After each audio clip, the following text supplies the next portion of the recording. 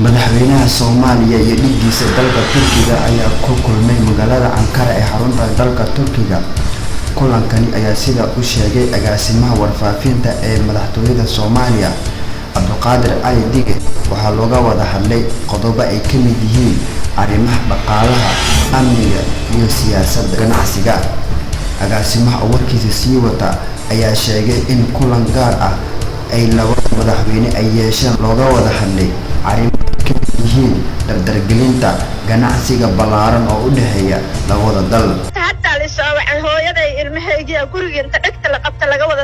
ciidamo hubeysan ayaa shil la wareegay guri ay magaalada Muqdisho ka degan tahay Maryan Aadan Amiin oo loo yaqaan Maryan Silqaan oo ah agaasimaha arrimaha bulshada ee xafiiska ra'iisul wasaaraha Soomaaliya. Taliska ciidanka nabad sugidda gobolka Banaadir ayaa ku baxay dhacdadaasi kadib markii laga war helay in guriga ay la wareegeen maleeshiyad hubeysan iyadoo ciidanka qabsaday laga saaray gurigani oo ku yaala degmada Cabdicasiis ee gobolka Banaadir ayaa waxaa ka taagan muran salka ku haya milkiyadda guriga, waxaana la sheegay in si xoog laga saaray qoyska Maryan Silqaan.